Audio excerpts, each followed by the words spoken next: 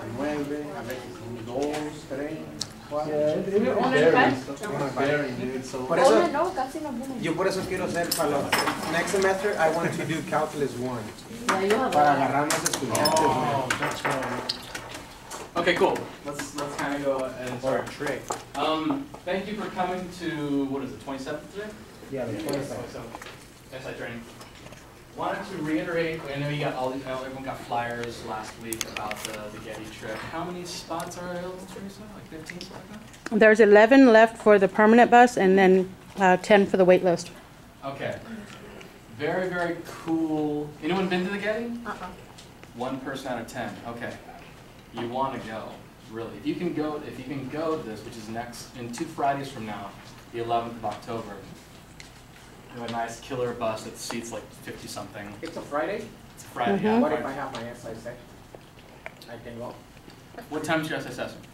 9. Mine's 10:30 to 12:30. That's a great question. Should I take my students? I have office hours. And then that's when I'm supposed to talk with my professor Yes, as well. actually, if you want to pick your students, No way. heck yeah, do it on the bus. Absolutely. I'll bring a whiteboard. That'd be killer. Real life examples, Tatiana applications. will let you. For real? I'll do it. Te va a prestar el iPad or whatever the heck See? to do it. I want to go. I'm talking to my students, but we can't. I can. I have I have a job to do. I would love for you to go and take your students. That'd be awesome. That'd be actually really, really cool. They like it too. And they would enjoy it too. It's definitely a behind-the-scenes, science-based tour of the Getty, and you'll get time to goof around and go all over.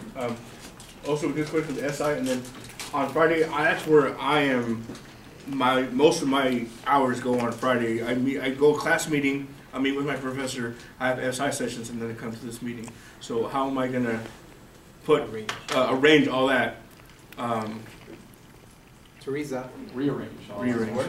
We're not having I'm already thinking of we're not having a training that day. Yeah. And then Yeah, we're not gonna have a training, but the class meeting I can't do. I could meet with the professor during a different day, but I can't do my class meeting. And is that gonna affect me badly on my hours, or is that gonna be okay? If he doesn't sit in the class, will he be penalized for it? I would strongly, because this is an awesome opportunity, I would strongly suggest speaking to your instructor and letting them know that you won't be able to attend the class because you have this, I mean, it's not that you're ditching. And you can catch up, right? I mean, it's not like when you're not in the class, can you catch up with the work? I mean, do you know? Yeah. Okay. So, Okay, so then it's okay. Okay. Do the SIs, are we guaranteed a spot on the bus, or we have to sign up for it too? You have to sign on. yeah, Okay. but in reality, feel privileged because you guys are the ones that hear this first.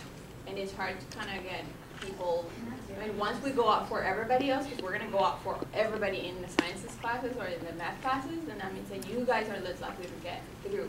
So if you sign up right now, good. You guys got here first. Does that make sense? So you guys are privileged in that I sense. want to go to there. It's really, really So cool. what about like, if your office hours? You just count. It's probably easier to cancel, to like If you reschedule or already cancel know office you're hours. going- Not rescheduled. Yeah, 'cause You can 2 weeks cancel away. your office hours, but it's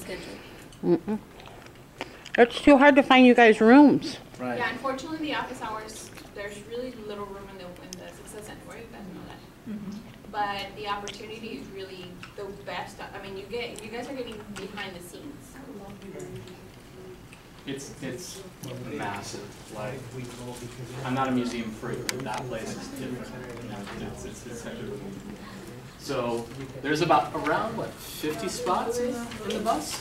Teresa, it's around 47. 47 is how many the bus holds, but we're taking 57 on reserve. Is it a nice bus? Yes. It's a charter bus. Okay. We paid for a nice bus. Yeah. Air conditioning? Yes, and a toilet. Bus with no air conditioning. And no So I would be stoked if at least half of you went, just because it's a great time to go to LA on a charter bus, air conditioning. It would be a lot of fun. Those things cost like a grand. It's not like it's cheap. Okay. Let's check out what we have on the bus, because I really want to attend to what we have on the board. I don't want you to feel that we just you write it and we go over it and don't even look at it. So let's take a couple of minutes every week that we do this and check out. And you don't have to say who wrote this or whatever, That's fine. So what do we know? Students enjoy working on the board. Is that pretty consistent throughout? Why do you think that is? Not always? Okay, yeah. For math, they really enjoy doing that. Because they can see their mistakes right away. If it was a negative sign, they can see it right away on the board. Ivan, what do you think? You're math too, right? Huh? What? I'm sorry, I was... No, I actually didn't even know that. Agustin wrote, students enjoy working on the board. Oh, yeah. Definitely. So, you two are chemistry, right? Sometimes. Well, it just depends on the person. I put on what I learned.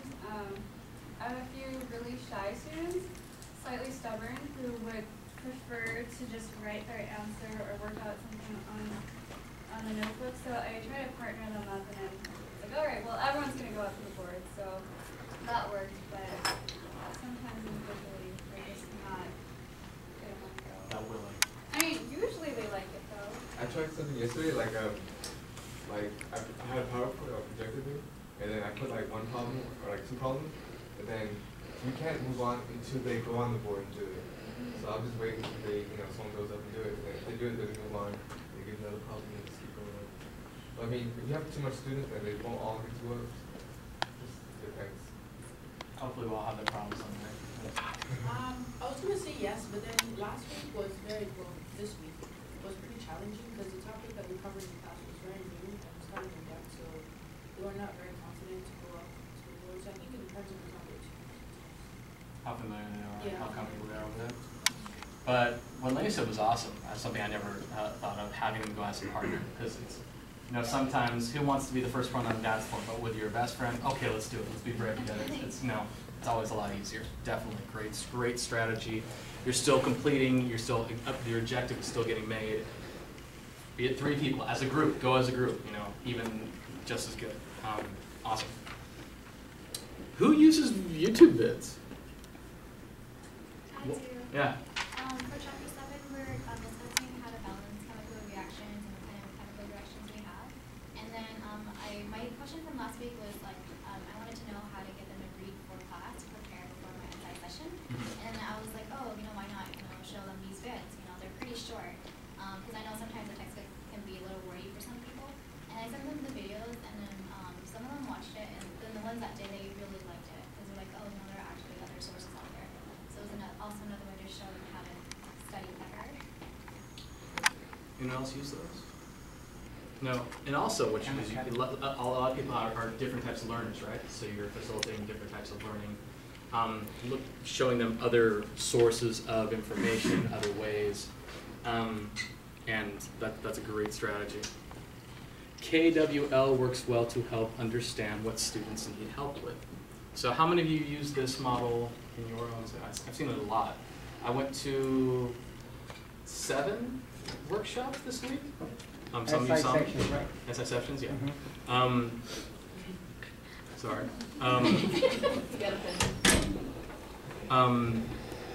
And I did see it a lot, definitely. So love it. Moving on. What you want to know. Can I give students worksheets of the material I cover? I thought it said time, sorry. Of time material. Of the material I cover if they are requesting them. What do you guys think? I do. I give them worksheets, but until the end of the session. Why is that? Just because before I used to give them, I used to hand them out immediately, and there would be those few 1 or 2 students who would want to work on it instead of joining in the group activity I like to do, which is mainly I put up problems and then have them help the student with me guiding them.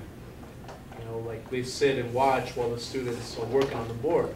Then there'd be those few students that want to work on the worksheet the whole time. Mm-hmm. And so kind of take away from that, I hand them out at the end when I let them go. So you think it could maybe a little bit of a distraction if you hand it out right in the beginning? Yeah, it's not, again though, it's not really bad. I mean, I don't mind if they're working.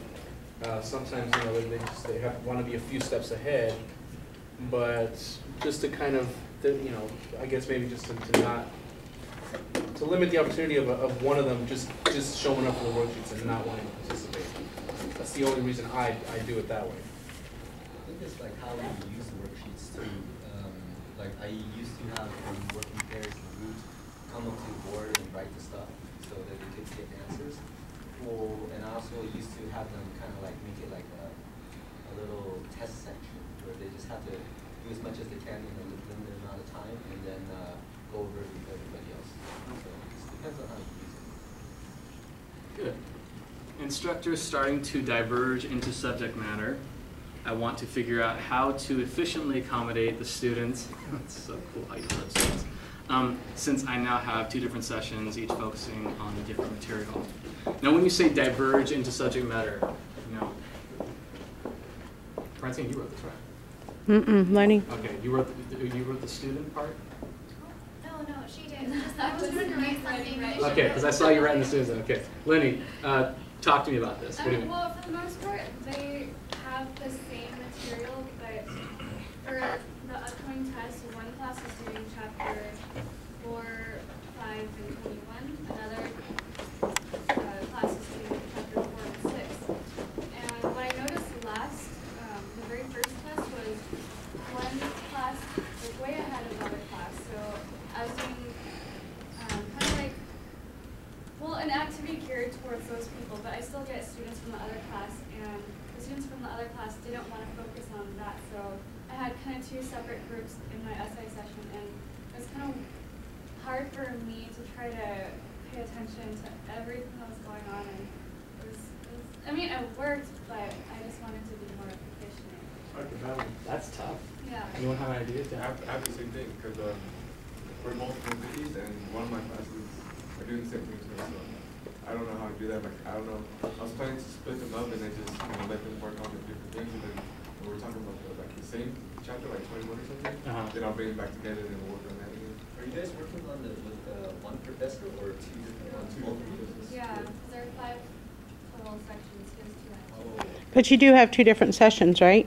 So maybe do one session geared toward this professor with the people knowing when you come toward this, it's geared toward this, and when you come to the second session, it's geared toward that. But some people can't make it to the other one. Exactly. So, because there's like almost different people on every Right. They'll go to the one that's most convenient for them or that works for them. Yeah, I get that. You know, I don't think there's any easy remedy for that one. I think what you're doing right now is probably one of the most efficient ways possible, and it's not efficient just because you're this way and it's okay here, this group, this group, this group. Last week I had, last Saturday I had mostly all the school. Like 90% of the students were from one professor, and they were just working on new material after their test one. And I got one student from a different class who hadn't taken their first test yet. So while I was working with new material with this group of people, the one student refused to participate. He's like, I don't want any more information. I just want to work on this stuff right now.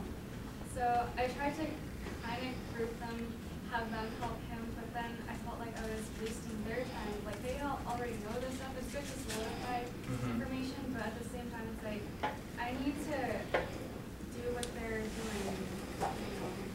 I guess. I mean, you have any ideas? What Teresa said pretty much will save you, because a lot of times trying to please everybody, you get burnt out and everyone hates you. You know, you're the bad one because and trying to satisfy everybody, everyone's almost satisfied, but no one's satisfied and everyone hates you. You don't want that to happen. That's obviously not going to happen here, but yeah, I think. Maybe prepare the session for all the topics that they're going to cover for the one, and then whatever is the majority, then you're going to actively work with them, like ask groups and whatnot, and then for the few, just have them maybe read the section or more about like the worksheet. So then while the other people are going on the board and on the stuff, you can go do the other people and kind of ask them any questions, whatnot. So does that make sense? Yeah.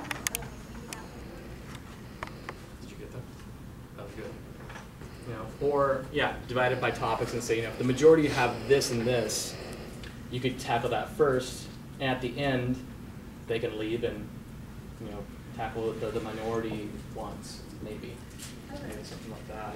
Oh, I meant like just, Oh, I know, mine's different. Oh, Yeah, mine's just totally different than yours, but yeah. But maybe you could tackle, you know, like Francine said, or like I said, or you know, like Teresa said, or there's a couple ways to do it. None of them's gonna be a quick fix. It's you gonna have to change, but going back and forth, you're gonna get really exhausted. And that's kind of not how the SI session is supposed to work. But obviously, these things are always going to happen. You're gonna get people who aren't in your classes going up because they've heard, oh, Lainey's sessions are really, really good. I've heard it in the hallways. I'm gonna go to hers because I just like, you know, the way she does it. Yeah. Okay. Can we use the same activity every week? I guess in theory we could. Is that an effective way? Wait, by activity, do you mean like worksheet or like actual like those little study cards? Like that activity, because I do math, right? So, well, this more like last semester I used paired problem solving up on the board, like constantly every week, because they work and they don't really like going away from that. Oh. It's not really helpful. I agree. That works for math. I don't know how it works for like biology or chemistry or some of these others where there's, you know, it's probably just different. With math, it's very repetitive. And so if that method like that does work. Yeah. So Yeah. I guess it just depends on the subject. I think you're going to be the best judge, and that's why I want to have you be proficient in as many tools or ways to do things as possible. So you can decide, you know, this isn't going to work, but divide and conquer would work a little better here. Okay, I'm going to use that. If it keeps working, fine. You know, I'm not going to say if it ain't broke, why fix it. It's good to move things around a bit, just so you're not trapped in the same repetitive thing, because you want to mix things up as much as you can. But the whole quality thing, if it's working really, really well, use it. You know, and if you feel that work. But if you only have a one-trick pony, that you don't want to, you know, box yourself in at the same time. And you're going to be the best judge of that. We want you to be as versatile as possible. Have your strengths, have ones that, you know, maybe you don't really like or whatever. But as long as you're aware of them, be able to decide this strategy is going to work well in this thing and use this today. Yeah. Just be careful using that one strategy. Your whole goal behind SI is what? Guide. To guide them to becoming better students. Yeah. You're not to guide them to do their homework every class, every session. You're to be giving them tools on how they could do it at home and not always rely on SI. They're going to eventually not have SI when they transfer out or something. So your goal in your whole SI session is, how can I teach them to become a good student like myself? What things do I do for myself? Did you always go and rely on a tutor to do problems for you? What are some of the things that you could bring to the table to teach them to do in your session? Okay? You know, the divide and conquer is a great thing. The other day I went and visited somebody, they were doing synthetic division. One person could be doing synthetic division, the other person be doing long division, then they explain it to each other. That's not even pair share anymore, right? They're working together doing the same concept. So in math there are more things. You guys just have to be open to them also. Don't let your students force you into a corner and say, this is what I want. This is what you're trying to teach them to be better at as a student. Right? And that could be tough. It can be very, very, very hard to find different strategies, you guys, but you can do it. The reason why I like to work on the board with the students is because if they're stuck, there's more students that could help them. And that's why I like to do that. And they like to do that too. Today, on my SI section, I did one of the activities, predict test question. And honestly, they didn't want to do it. They're like, I just want to work on the board. That helps me more. But when you were a student, how did you pick the questions you thought you were going to have to study for a test? So that is a good strategy to use, Yeah, but it's that's- teaching them how to do it. Yeah, that's what I told them. This is good for you because then now you're thinking as like a teacher. You're finding a good question that you think that it's going to be on the test, but they don't want to. Oh, it's going to be little by little. Yeah. Don't be afraid to bomb. Like, first time you try something, you're not going to ace it every time, right? You might not, yeah. Oh, not to interrupt, but I kind of had the same thing happen this week. We were doing vocab matrices, and some of the students were like, "This feels like a waste of my time. Like it's really boring, kind of stupid. I don't get it." Yeah, and some of them really liked it, and some of them were kind of like, "This is stupid." So the second day we did like vocab webs, and they kind of liked that. We constructed it together, and I had them mostly do it themselves. So you kind of find something similar, but maybe helps them in a different kind of way.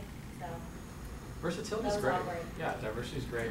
And you may, like, I use the word bomb, you're not supposed to kill it the first time all the time. Sometimes you may look, and that's part of, the experience, it's part of getting experience.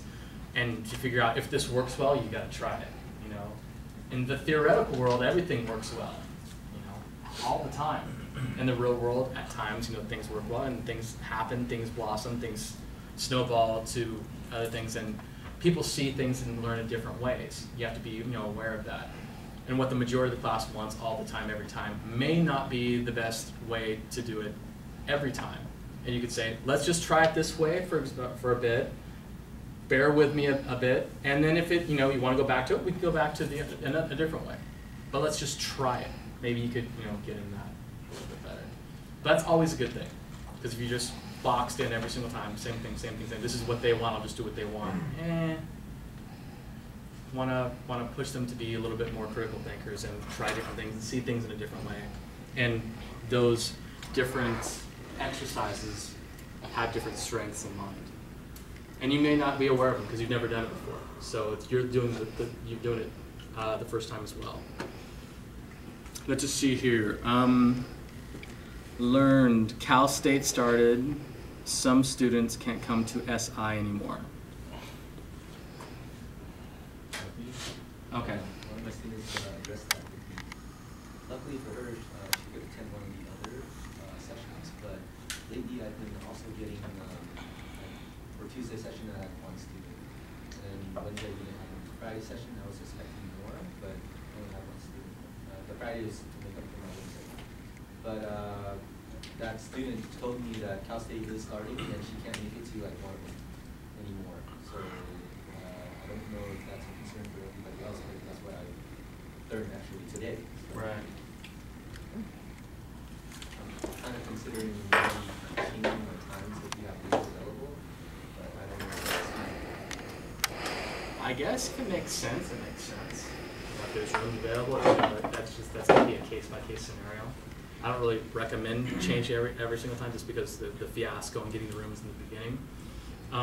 But if there's a room available and it makes sense, I don't see why not. I would say resurvey your class. If you're only getting one person, resurvey your class. Say, I'm going to try to submit these times, see if they can find me a room, and I'll come back and report to you.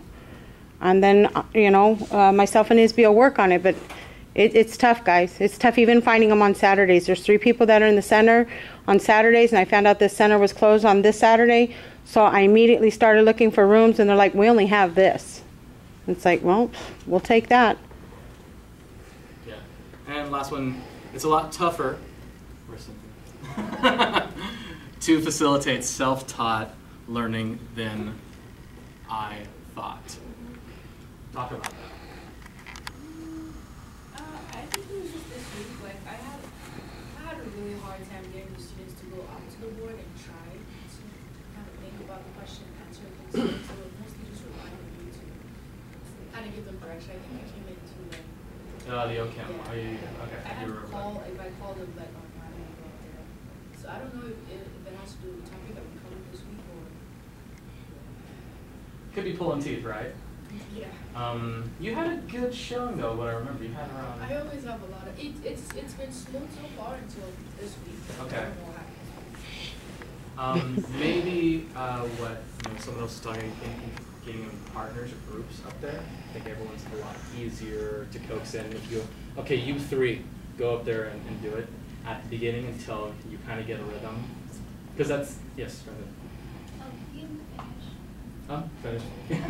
Sorry. There was one of in our study cards, it talks about, and we also, I remember doing it in my biology SI last semester, where not a lot of the students understood the topic that we were covering, and so then what our SI leader did, she had us, she separated us into pairs or groups, and then like kind of read that section of the book, and then kind of like write notes or like try to present it. Do you remember that? Basically, a person reads a section, just like a paragraph. And then when they're going to go do like a rounding where each person kind of summarizes what they learned from that paragraph. And then goes on and everybody kind of builds up the whole chapter. Yeah. And if they don't understand the simply over the book, but she could be there to clarify stuff like that, and she could make sample problems and then Okay, good. That's a great idea. Okay. Anything else that we want to add or subtract from KWL? Get out the one handout I gave everyone. You don't have it, it's in the back. 53 strategies to increase attendance. Now, last week on what I want to know is 2 people actually wrote down, I feel bad because I put all this work into prepping and no one shows up. You know, that's a bummer. That is a bummer. And you know, Ivan, what we talked about the quantity versus quality thing, definitely want to address that. The reason we want, and think of it, the people who are funding this. I'd say think of it as if you were funding it. Think about how many people are here. 21, right? Everyone's getting paid the same 60 hours a month. That's a couple $1,000s a month, right? If everyone has 1 or 2 people, they're going to come back out here and go, you helped how many people? I spent $90,000 per year, and you helped how many people? I think I could find better ways to spend my money, thank you. So we have to report all this stuff to the powers that be too. And so we want to be qualitative, definitely, but we need this to reach as many people as possible without sacrificing any type of quality.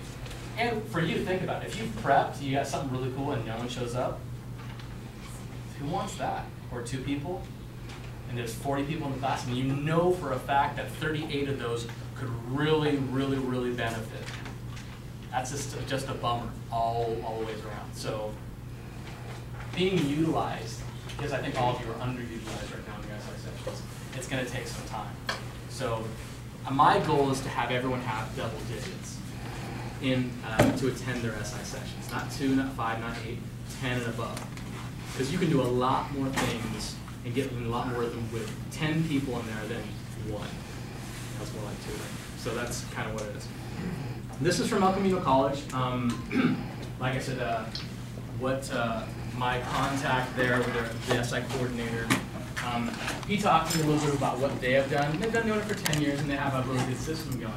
But I wanted us to go around the room and probably just read out the first 10 of these. Because some of them are actually really, really, really good. And I'll start with the first one. Number 1, SI coach introduces SI to the class, first week of class. You know, we've all done that.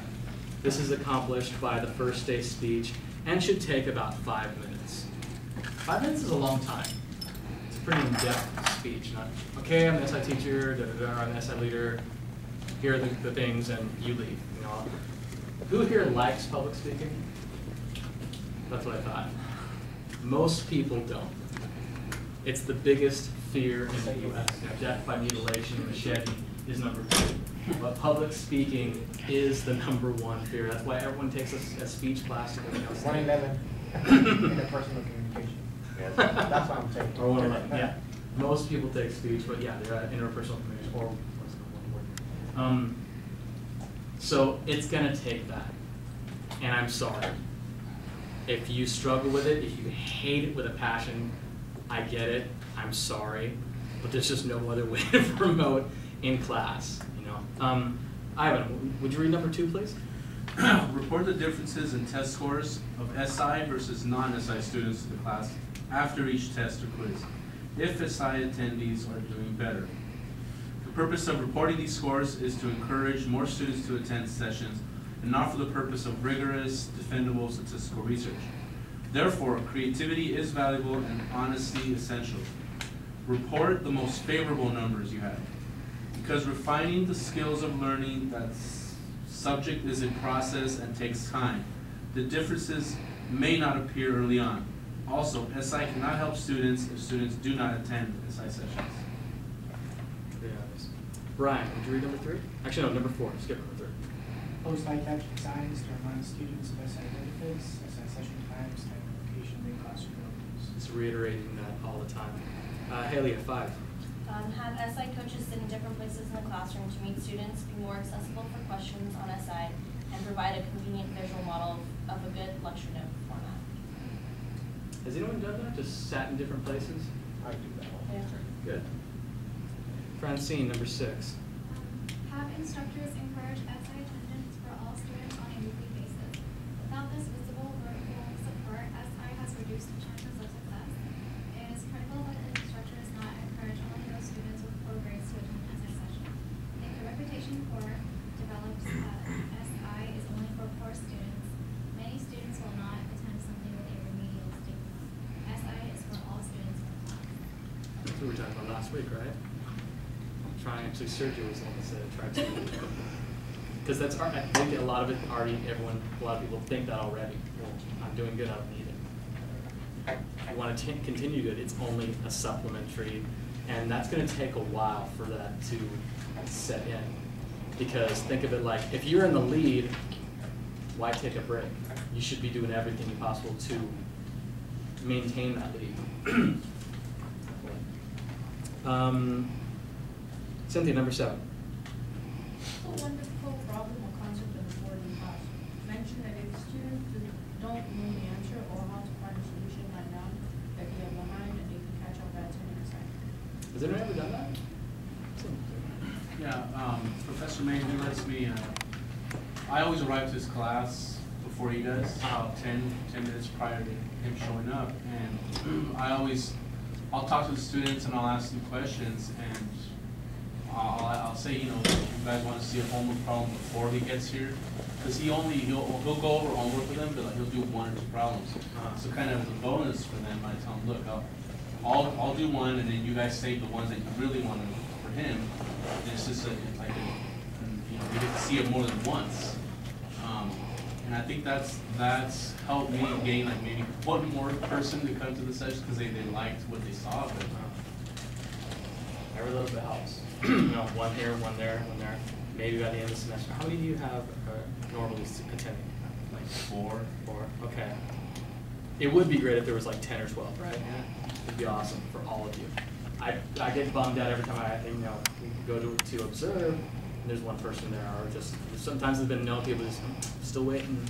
And actually, in one of the regulars, he's in Professor May's class but for another section, so he's not even one of the ones that's assigned to the section I am.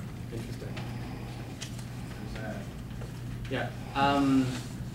I was talking to Kimberly yesterday. She's not here today, but about highlighting people who go to your SSS, and I asked her, well, I saw she had 3 people attend last time. Like, what did those 3 people do? How did they do on their test? 1 got 104 out of 100. 1 person was exempt because the highest grade in the class, I guess Dr. Reed does something on the board, and if you get it right, you're exempt from the quiz, you're exempt from this. He's exempt, so he got a perfect score, and the other person got a 90. Okay, that average is freaking awesome. Put that average up, put the other class average. That may be a great way to, and have Dr. Reed or whoever your professor is, highlight that all the time. We really have to recondition them to figure out that, yes. Are we allowed to know their students' grades? Because I wanted to do something like that last semester, and my professor was very adamant about, I am not allowed to know that information because it's private, and there's, it was almost going to be like a legal thing where I'm not allowed to know that information. I guess you could know averages, like a class average. Even then, I said, look, I'm not asking for their names. I'm not asking for But he said, but you, by deduction, you'll know who was there, and it's still, you're not privileged, that's privileged information, you can't have that. Okay. I was like, well. You can't have students' individual grades. I know this from working with Dr. Avila for years. If a student shows you their test, that's them showing you, but you cannot ask the professor to see the test or, the student's grades overall, but they should be able to give you the class average. Maybe the professor could do it. Well, when I took Professor Drew's for biology, he like when the test, after the test, he would do like A, B's, or percents or something, and he put like dots, showing like how many people got A's, how many people got B's, and maybe they could do like a different color for the SI students. Yeah, that's something you could work out with your professor if you wanted to use that as a permanent thing, because definitely it's legalities and FERPA laws and all those things. You don't want to be in your jurisdiction. Because a lot of you are students here still, so that's definitely none of your business. But class average, or what, who was it? Professor Drew? After every test, before he handed back. Yeah, that's pretty good, And you could ask the people at, for SIs, or he could do it, and see if they give consent. And if they did well, I'm sure they'll give consent, it's just a different way. But yeah, definitely take it up with your professor. You do not want to, this should be done directly with that person.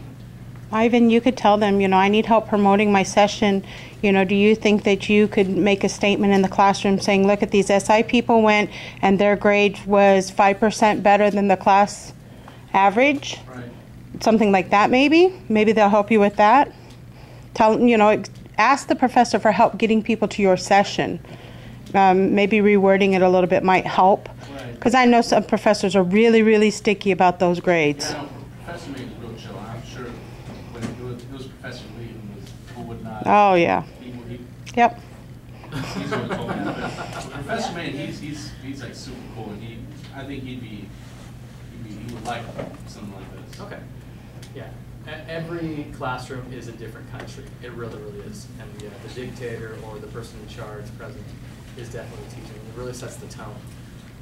If any of you have had the opportunity to attend like the same section, the same class, but with different professors, and see how different the class reacts and how different it is, and it's usually the professor that sets that tone. So definitely take it up with them, show you you're all right, because they're your partner in crime. You don't want to be step on anyone's toes and get hot water that way. But yeah, thank you so much for your comment.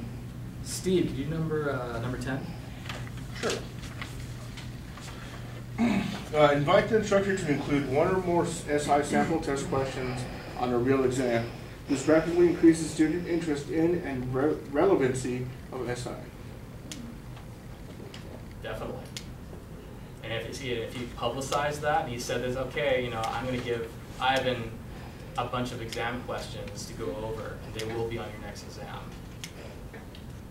That would get everyone wide-eyed. Oh, really? Oh, okay, maybe I should attend that. Maybe it's worth my while, If they would do that. Some will, some will not. And I think you know who will and who won't already.